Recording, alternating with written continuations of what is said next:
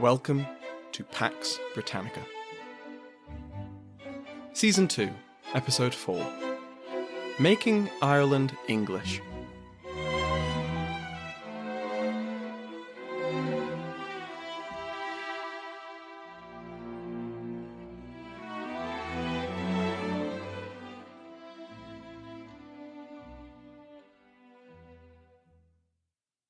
Welcome back to Pax Britannica.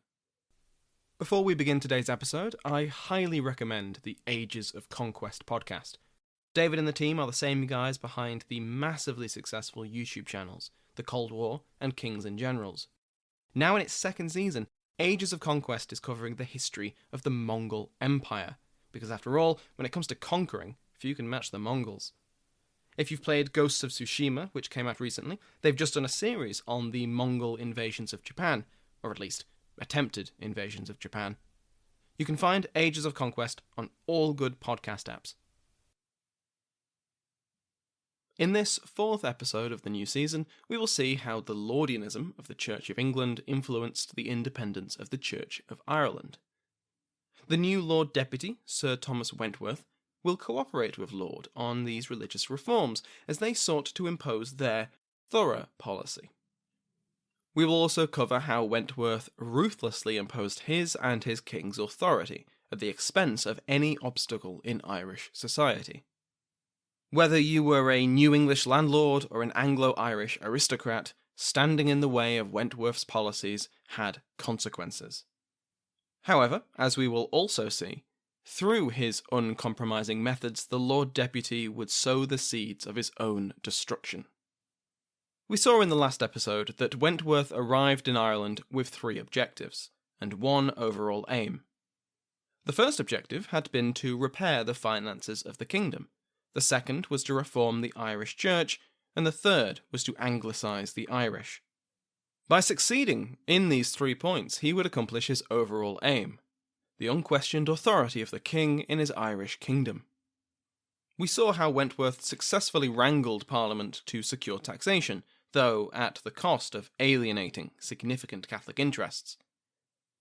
In this episode, we'll see how Wentworth went about his other 2 aims, and judge how successful he was in them. Wentworth's second objective, to bring the Church of Ireland closer to the Church of England, was resisted. James Usher, who appeared in Season 1, Episode 37, The Graces, was now Archbishop of Ohlmeyer, and Primate of all Ireland. He had been critical of the Graces as sacrificing the immortal souls of the Irish in return for money. It's possible to see Usher as the Church of Ireland's William Laud. He wanted to reform his church. He was vocally critical of much of his clergy, complaining to his English counterpart of the drunkenness and scandalous life of unworthy ministers. As we will see, though, Usher was determined to ensure the Church of Ireland's independence from the Church of England.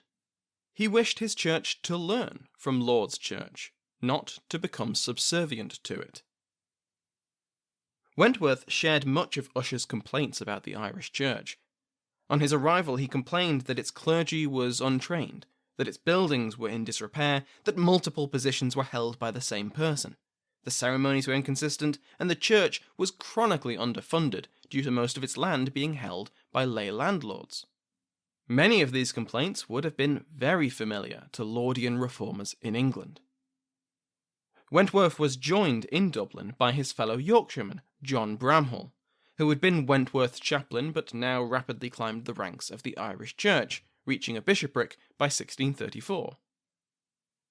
Both Wentworth and Bramhall wished to bring the Church of Ireland into alignment with the English canons of 1604 and the 39 Articles. The Church of Ireland operated under the 1615 Articles of Faith, which were much more Calvinist in nature than their English counterparts. These articles had been established at the same time that the Irish Parliament met, and, in a way, were an expression of independence from the Church of England. Puritan critics of Laudianism often pointed to the Irish Church, as well as the Scottish Kirk, as proof that their beliefs were not only tolerated, but in favour in the other 2 Stuart kingdoms. To bring the Irish Church into alignment with the English and to remove this useful example of Calvinism, a convocation of the Irish Church was summoned in 1634 to approve the English Articles. But it wasn't the rubber stamp committee that Wentworth hoped for. Archbishop Usher attempted to have the Irish Articles approved alongside the English, and Wentworth threatened that he would, with the king's authority, enforce the English Articles with or without the consent of the convocation. The English Articles were approved, but naturally this my way or the highway approach did not lead to a passionate enforcement of the Articles, as we will see. It was the canons of 1604 which caused the most controversy. The convocation objected to several of the canons as not being applicable to Ireland, which, since they had been drafted 3 decades previously and for an entirely different kingdom, made a certain amount of sense. The convocation wished to keep its relaxed attitude towards conformity. Ireland was a mix of cultures and religions. It was only practical to turn a blind eye to some errors if the intention was good. Usher threatened to resign his post if the English canons were applied without revision. This resistance irritated Wentworth, who said the convocation was acting most unlike clergymen. For Bramall and Laud, however, this wasn't the end of the world. It may have even been a blessing in disguise. The 1604 canons could do with some revising after all, and if the changes worked in Ireland, then it would be much simpler to apply them to England too. So, in 1635, the convocation agreed to a refined set of canons. Of the 141 English canons, dozens were left on the cutting room floor. I'll quote from Colm Lennon's chapter in the Cambridge History of Ireland, Protestant Reformations 1550 to 1641. It's a bit lengthy, but it provides some useful examples of the changes found in the Irish reforms. The 39 Articles were no more than a starting point, as the Irish set omitted, added, and changed a great deal to take account of the theological sensitivities of early 17th century Irish Protestantism. For example, English Articles 35 and 36, referring to homilies and the consecration of bishops and priests respectively, were dropped. In the first case, because of Puritan objections to reading sermons written by others, and in the second, due to nonconformist doubts about the episcopacy among some Protestants in Ireland. A Puritan mentality was also attested in the Articles in respect of church organisation, biblical authority, and the sacredness of the Sabbath. Above all, the 104 Articles were notable for their anti-Roman thrust. Article 80 holds that the Pope was that man of sin, foretold in the Holy Scriptures. And there was a much greater emphasis, spread over 7 articles, on the Calvinist tenet of predestination. God's eternal decree of salvation for certain numbers of the just, which was the limit of the English Articles profession, was balanced by that of reprobation of fixed numbers of the damned, or double predestination. The Irish Articles were a reflection of how the Church had fared in the decades since its establishment and an answer to new challenges thrown up by a half-century of theological debate. The Church of Ireland emerged as a small community of the predestined, elect among the damned, beset by signs of the Antichrist, and shaped by Calvinistic and Puritan influences. The 1635 reforms received a lukewarm reception. For his part, Usher simply ordered newly trained clergy to adhere to the 39 Articles and the Irish Articles, despite bowing to pressure at the convocation. Passive resistance became the name of the game, and unsurprisingly, the large Scottish population in Ulster became a hotbed of resistance. As we'll see in our upcoming Scottish episodes, Scottish Presbyterianism was deeply hostile to Laudian reforms. Bramall complained that the supply of new religious dissenters from Scotland prevented a proper reform of the Church of Ireland. To attempt to enforce compliance, Wentworth revived the Court of High Commission in Ireland, though its decisions were subjected to the oversight of its English counterpart. Clergy who agreed with the reforms found valuable patronage from Wentworth and support from Laud, and were promoted. Wentworth did what he could to recruit good Laudian clergy from England, but often had to promote from within Ireland and from those who would oppose the reforms, if only out of political and practical necessity. Trinity College Dublin, once a particularly Calvinist institution, gained Laud as its new chancellor. He rewrote the charter with the intention of producing the right sort of clergy. Much like in England, the church's financial position was dire, and Wentworth's government sought to fix it. Church lands had their leases to laity reduced to a 21-year limit, except in Ulster. Bishops began to renew these leases at increased rents, reclaiming land when and where they could. Wentworth used both the Court of High Commission and the Court of Castle Chamber, itself the counterpart to Star Chamber, to seize church lands when possible. Wentworth had not come to Ireland to make friends, and he was quite happy to step on as many toes as he needed to get the job done. This included Richard Boyle, 1st Earl of Cork, who complained bitterly of the amount he now had to pay in taxes following Parliament, after several years of avoiding it entirely. The Lord Deputy had little sympathy for his plight. As far as Wentworth was concerned, Cork's accumulation of wealth had been at the expense of the crown, and Cork was an overmighty subject who needed to be taken down a notch. On a purely personal level, Wentworth found the Earl to be a pretentious social upstart. In 1634, Wentworth publicly humiliated the Earl by ordering him to dismantle a vast and expensive memorial for his late wife in Dublin's St. Patrick's Cathedral. Officially, this was because it was in the east end of the church, where the communion table was now meant to stand, and he was allowed to rebuild it in another part of the cathedral. Still, this has been seen as both a petty act of cruelty and a shot across the bow for the new English elite. Wentworth was here to enforce the rules, and your station would not grant you protection. With this humiliation over, Wentworth then went after the church property which Cork had accumulated, accusing him in Castle Chamber of having gained it illegally. A deal was eventually reached whereby Cork would pay £15,000 and have some of the land revoked, but would keep the rest. After further attacks on his property in 1637, Cork left Ireland for England.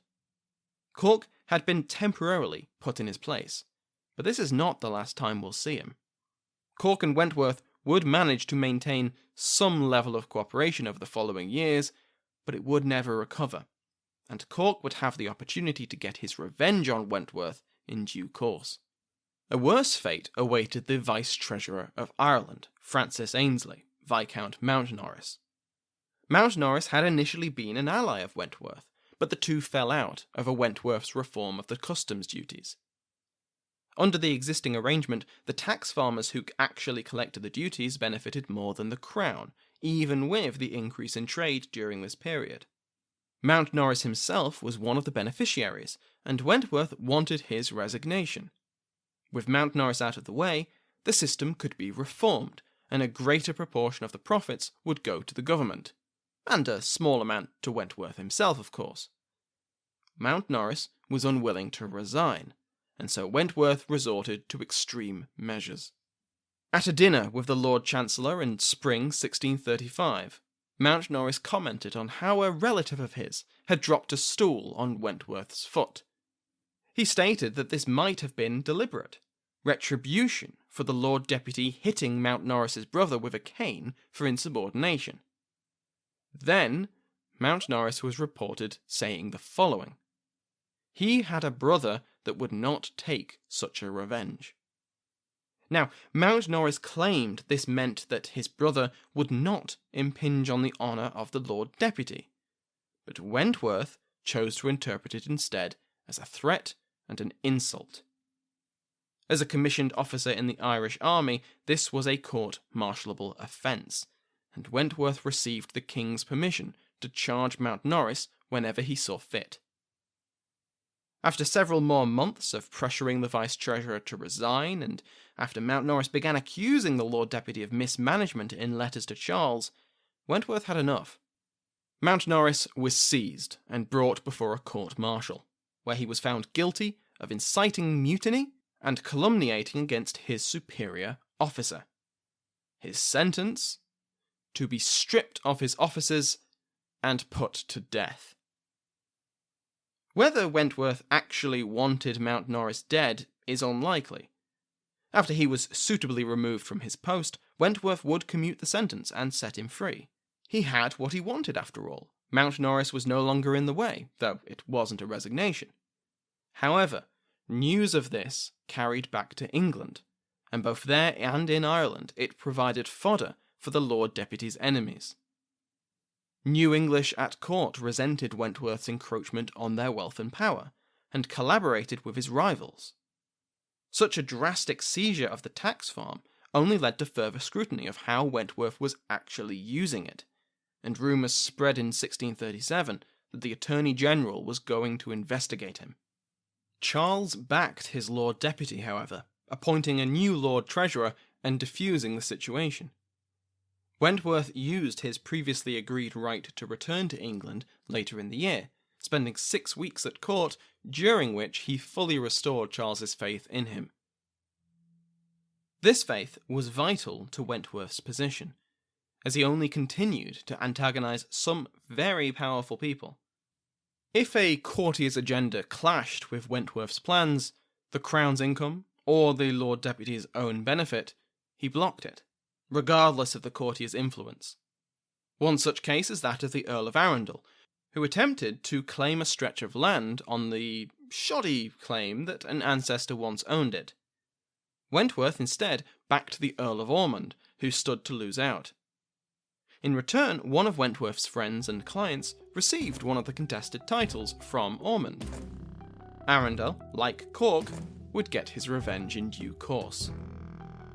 Wentworth accumulated a fortune in Ireland, while denying others the same right. His share in the customs farm, won after the conviction of Mount Norris, earned him almost £9,000 a year. He received more than £5,000 a year in rents on his Irish land.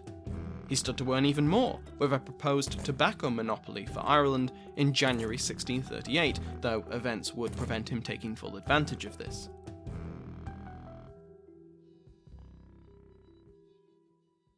So far, we've seen how Wentworth's rule affected the New English and the Church of Ireland. These people might have held most of the political power within the Kingdom of Ireland, but they did not make up anywhere near a majority of its population. As we mentioned earlier and last episode, the vast bulk of the Irish population, whether Gaelic or Anglo-Irish, were Catholic. So, how did the latest Lord Deputy treat them? Initially, Wentworth followed a pragmatic line. He knew he would have to wrangle with the New English elites in government and in the church, and it would be the height of foolishness to open up another front with the Catholics. We saw this in his reluctance to enforce recusancy fines.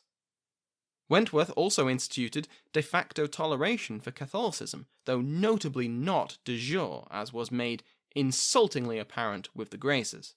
Nevertheless, despite this legal foot-dragging, under Wentworth toleration became more common. The Lord Deputy reigned in the courts from prosecuting Catholics for performing their own funerals, baptisms and weddings. Persecution of priests also relented, and so we see an increase in their number across Ireland, with the same trend applying to the religious orders. Franciscans, Cistercians, and even the hated Jesuits saw a renaissance in the shadow of unofficial official toleration. However, Lord Deputy Wentworth remained the same person he had been as Lord President of the North, though, incidentally, he kept this position while in Ireland. As Lord President, Wentworth had shown his Protestant credentials, and was quite willing to persecute Catholics if it was politically feasible or financially profitable. As Lord Deputy, Wentworth was playing the long game. Instead of applying pressure to the masses, which had proven stubbornly resistant to conversion for almost a century, he focused on the elites. If the Anglo-Irish and Gaelic-Irish lords could be successfully converted to Protestantism, then at a stroke, the largest font of financial and political support for Catholicism would be blocked. With Protestant lords, their clients would follow suit, and the religious orders which relied on them would lose out. Catholicism would wither on the vine, while the one true faith would only grow stronger. Such was Wentworth's theory, anyway. But how to do this? Well, now we return to the policy of plantation. Wentworth had burnt many bridges with his Catholic charges by refusing the land grace. He had lost their trust, but in return he kept his single greatest weapon in the conversion of the Irish. Without an Irish Concealment Act, Catholic landlords without valid legal titles could face ruin. Wentworth began a plantation in Connaught, where the mostly Catholic inhabitants were ordered to surrender their property to the Crown. The Crown would then re-grant 3/4 of it back, along with a valid title. Alongside this smaller parcel of land, the landlords would owe the king a payment in lieu of military service.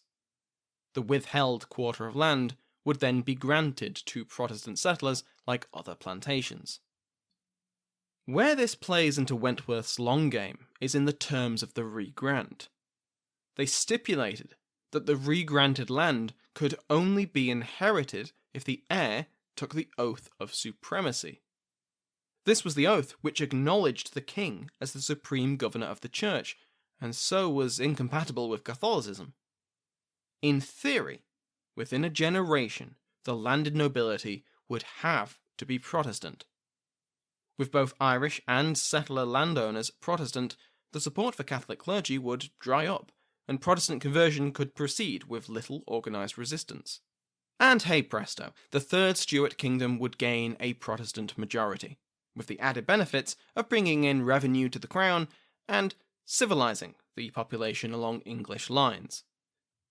Had the crown been in better financial shape and plantation not presented a lucrative source of revenue, perhaps the Graces would have been passed due to the domestic peace they offered. With the Graces, Catholicism would have greater legal standing. However, this was not to be. As Russell puts it, Irish Catholicism was being slowly sacrificed, not so much to English anti-popery as to the poverty of the English exchequer. Naturally, this approach was resisted. Wentworth simply stated that the king's title to land was the default when no other title could be proven, and in Roscommon, Sligo, and Mayo, most resistance to plantation was overwhelmed. However, in Galway, the 4th Earl of Clanrickard, Richard Burke, was the chief landowner.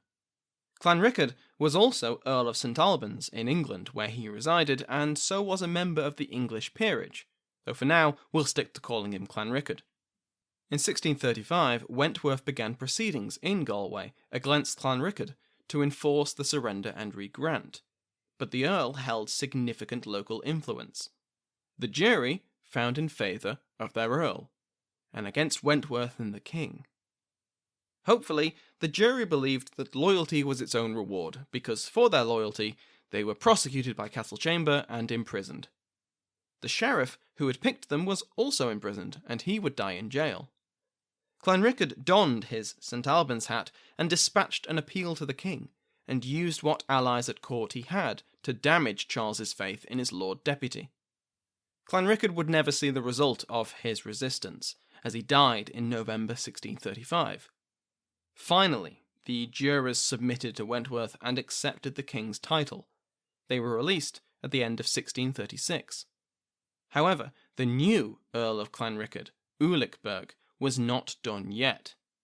While debts forced him to compromise and influence other Galway landowners to do likewise, he continued to resist. His allies at court eventually convinced Charles of the folly of needlessly aggravating one of his most powerful Irish subjects while trying to enforce his will in Scotland. In February 1639, the new Clanrickard had his lands confirmed and exempted from plantation, and Wentworth had won yet another powerful enemy. When the Long Parliament was assembling, Clanrickard wrote that, "When Parliament doth sit, the day will come he shall pay for all." While Clanrickard may not have been able to win the legal battle, his resistance was a valuable speed bump for his fellow Anglo-Irish landowners.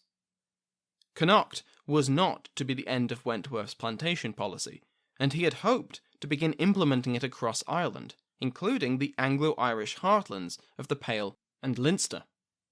Yet, Connaught had been so doggedly contested that Wentworth ran out of time, as events in Scotland took precedent. Of course, plantation was a long-standing policy of English rule in Ireland, and we covered it extensively in the last season. As we saw, the official requirements of plantation, fortification, investment, Protestant conversion, often fell to the wayside as undertakers and servitors attempted to earn back their investment. Lands seized from Gaelic and Anglo-Irish and then granted to English and Scottish planters were meant to be settled with imported colonists from England and Scotland. However, it was much easier and much better value to keep Irish tenants on the land.